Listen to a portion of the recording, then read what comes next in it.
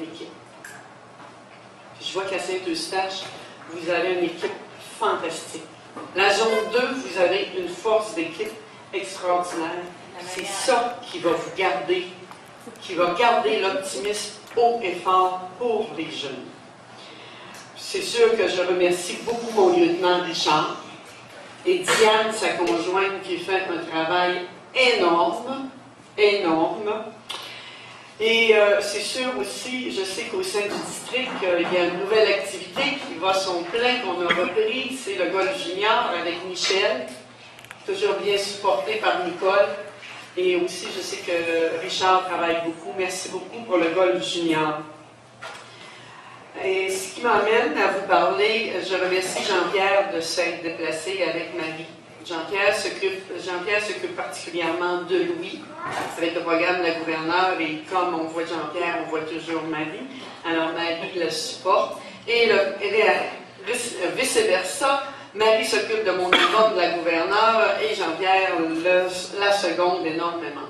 Depuis, Jean-Pierre et Marie sont mon couple d'accompagnateurs.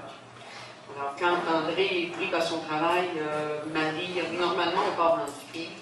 Alors, Marie m'accompagne. Marie va être avec moi dans la région dans 2 jours.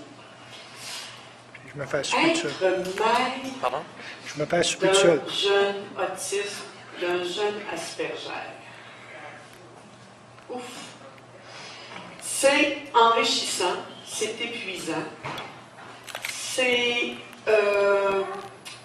beaucoup de patience. Vous voyez, Louis, il est rendu à 24 ans maintenant. Il se contrôle bien, en général. Louis est toujours sous médication.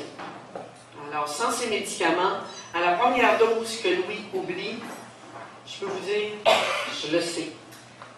Peut-être mon sentiment maternel, mais je peux vous dire qu'aussitôt qu'il a oublié une dose de médicaments, je dis, Louis, on n'a pas oublié de quoi ce matin ou ce soir?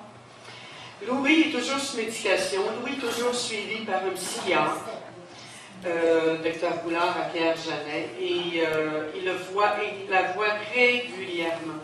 C'est un grand support. On a la chance, c'est la richesse, nous, dans la famille, d'avoir Dr Boulard aussitôt qu'on a une interrogation, que ce soit moi, André ou Louis, en dans 24 heures, Dr Boulard a rappelé à la maison et on a une réponse. Ceux qui disent des fois que le système de santé, oui, c'est vrai, quand on se casse une jambe, quand on a mal une hanche, quand on fait un peu d'arthrite, je ne vous dis pas que ça fait pas mal, là. Je ne vous dis pas que c'est bénin, mais quand on a d'autres choses, ça ne flanche pas. Nous, on est très choyés pour Louis, et moi, j'étais énormément choyée l'année passée aussi. Ça prend de l'encadrement. Avoir un fils Asperger, ça prend de l'encadrement. Il faut tout prévoir avant que ça arrive. Et l'encadrer à partir de là. Je vais vous donner un exemple. À un moment donné, Louis est dans sa classe au secondaire. Ils sont 4 Asperger dans la classe. Ils ont une feuille pour dire, bon, vous avez tel travail à faire, etc. Vous avez votre travail à remettre vendredi. Ah, comme par hasard, les 4 ont perdu la feuille. Oh! Alors on appelle le professeur, on dit, ils ont perdu la feuille. Le taux de stress monte là, à la maison, là. On dort moins, on voyait que ses gestes nerveux, son eczéma anxieux commençait à sortir beaucoup plus. On a dit, il y a un problème. Ah, il faut, la réponse du professeur spécialisé, il faut qu'il apprenne à se planifier dans ses travaux. Oui, mais là, les 4 l'ont perdu. Là, le stress monte. Inquiétez-vous pas. Il y en a un qui l'a trouvé, sa feuille. Oh boy. Ils se sont garochés les 3 sur la feuille. Ils ont tous tiré dessus. Là, il n'y avait plus la feuille, là, elle était toute en petits morceaux. Panique générale pour la feuille. Ça a amené un niveau de stress pendant 1 semaine à la maison. Ils n'ont pas été capables de fonctionner. Les 4 élèves n'ont pas été capables de fonctionner. On le savait, on avait prévu. Et souvent, dans le milieu, dit spécialisé, même si on prévient, on nous dit « Ah, vous le surprenez. protéger. Non, on prévient. Parce que s'il avait redonné une feuille, ben, le travail aurait été fait. La même chose quand Louis est parti au Pérou. On a allé voir les professeurs parce qu'il y avait un voyage de fin d'année au Pérou. On a dit, faites attention, il ne faut pas le laisser seul. Il ne faut pas le laisser dans un environnement qu'il ne connaît pas. Louis est, je ne vous l'ai pas dit tout à l'heure, mais Louis est comme un ordinateur. C'est lui qui se décrit comme ça. Son programme est fait.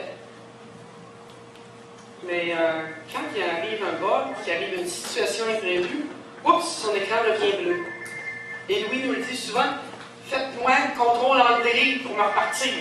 Puis là, je vais être correct. Il faut lui donner une autre instruction là, pour repartir. Et ça, les gens ne savent pas. Au Pérou, on a dit au professeur, bon, écoutez, mettez-le pas dans une situation, laissez-le accompagner, toujours avec quelqu'un. Ils l'ont laissé tout seul dans l'IMA. Alors là, il s'est retrouvé dans un quartier pauvre, avec des gens qui quémandaient, etc. Il y avait, dans le temps, il y avait un risque de révolution civile. Il a eu la peur de sa vie. Il a tout donné ce qu'il y avait dans les poches. Il s'est envenu à l'hôtel, puis il dit, moi, je ne ressors plus de là. Mais on avait prévenu. Quelque chose comme ça. Alors, il y a des différences. Voyez-vous, c'est Louis. C'est Louis. Mais en général, il faut prévenir. À la maison, comment je me suis aperçue en premier que Louis avait des problèmes? Alors, la façon que je m'en suis aperçue, Louis avait 2 ans.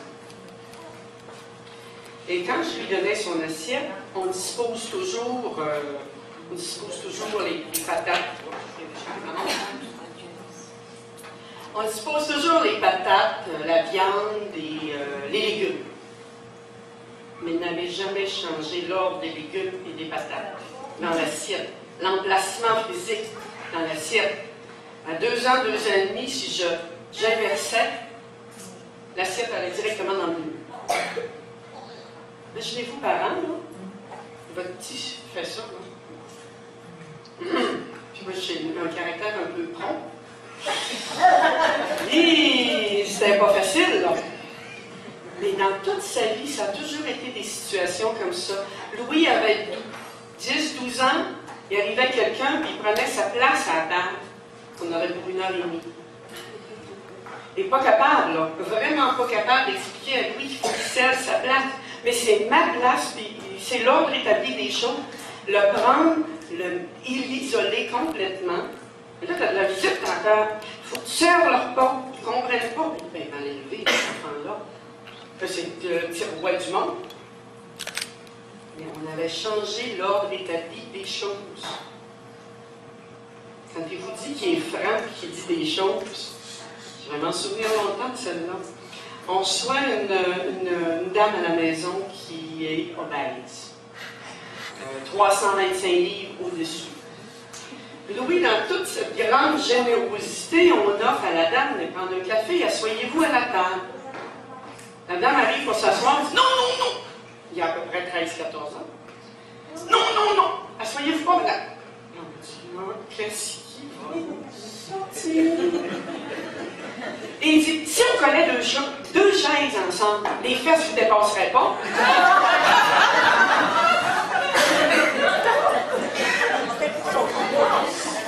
Logiquement, est-ce que c'est vrai que la dame va être plus confortable sur 2 chaises? Et voilà.